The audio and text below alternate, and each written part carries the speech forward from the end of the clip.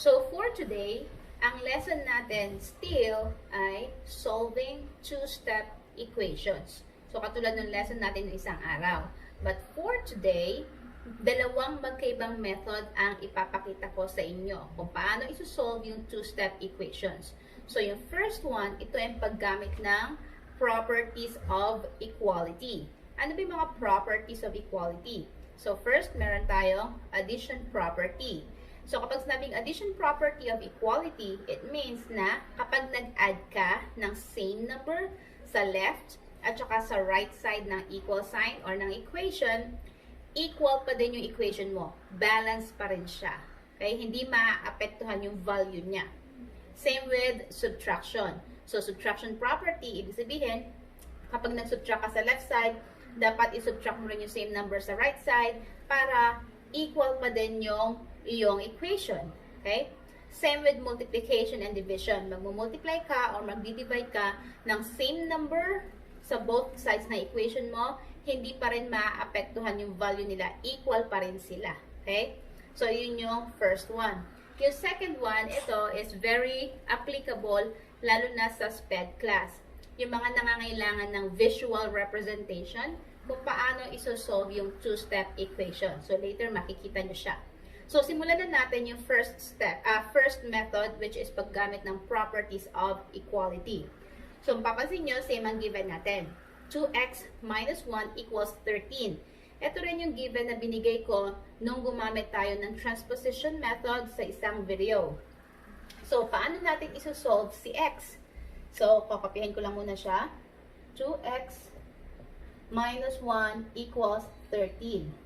So, same step pa rin tayo actually. Kailangan ma-isolate or ma-solo si yung term na may x sa left side. And then, kailangan mawala yung number dito. Okay? Yung negative, yung minus 1, kailangan maalis siya. So, paano natin aalisin si minus 1? Kunin mo yung opposite. So, parang pagsusolve din ng one-step equation. Kung minus 1 siya, ang kabaliktaran ay plus 1. So, mag-plus 1 tayo. So, tulad ng sinabi ko kanina sa addition property, kung ano yung in-add mo sa left side, dapat yun din ang i-add mo sa right side para hindi maapektuhan yung equation mo. Balance pa rin silang dalawa. Now, bakit natin in-add yung 1 dito? Para maging 0 siya, para ma-cancel out. At ang matira ay 2x lang. Yan, 2x. Okay? So, kung meron kang plus 5 dito, kunin mo yung opposite, mag-minus 5 ka.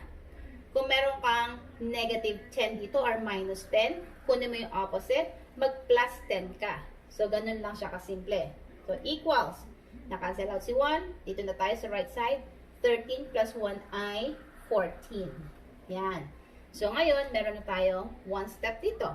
2x equals 14. Now, anong property ng equality ang gagamitin natin? So, si 2, minultiplies kay x. Anong opposite ng multiplication? Division. So, magdi-divide naman tayo para si 2 rito mawala. Ang kailangan lang natin si x. So, divide natin to kay 2. Divide natin to kay 2. Cancel out. So, therefore, ang value ng x natin ay 14 divided by 2 ay 7. Yan. So, ganun din siya. The answer is still the same. 7 pa din. Okay? So, dito, paggamit ng properties of equality. Gumamit tayo ng addition property at saka ng division property. Okay. So, tapos na tayo dito sa first method. Dito naman tayo sa second method. So, katulad ng sinabi ko, ito yung ginagamit namin sa SPED class. Kasi meron siyang visual representation. Kung ano ang ginawa kay x, paano siya naging 13. Okay? So, simulan na natin. So, ang first step, gagawa tayo ng T-chart. Yan. Wherein, dito sa left side, dito natin iisa-isahin kung anong ginawa kay x, paano siya nag-end up kay 13. Tapos dito naman sa right side, mula kay 13, iisa-isahin natin para makuha natin yung value ng x. Okay? So, simulan na natin. So, nag-start tayo kay x. Yan. Siya yung variable natin. Anong ginawa kay x? Base dito sa given, minultiply siya kay 2.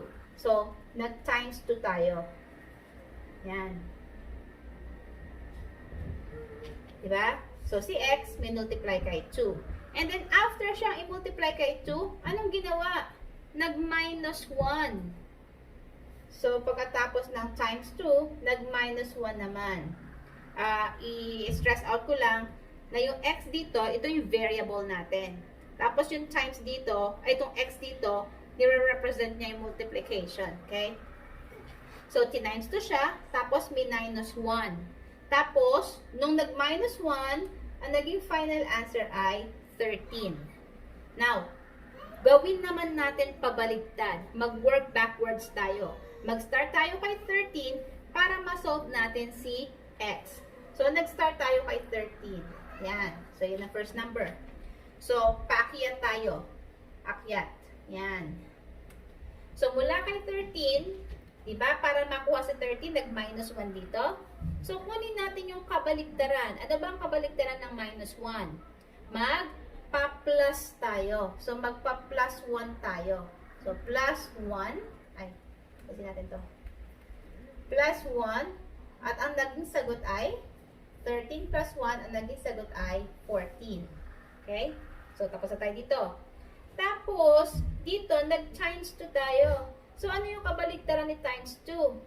So, dapat, si 14, i-divide natin kay 2. So, divided by 2 ito. So, divided by 2, ang sagot ay 7. So, therefore, si x ay equal sa 7. Yan. So, kung mapapansin nyo, same sila ng answer. So, kahit na anong method yung gamitin, tandaan natin, sa math, kahit na anong method ang gamitin, as long as kayang i-justify yung ginamit na method at tama ang sagot, acceptable yun, tinatanggap siya. Okay? So, kung nagustuhan niyo yung video natin, kindly give it a like para i-share siya ni YouTube sa iba at marami ring matuto katulad natin. Okay? So, Teacher A here, Gurong Pinoy sa Amerika. See you on my next video. Paalam!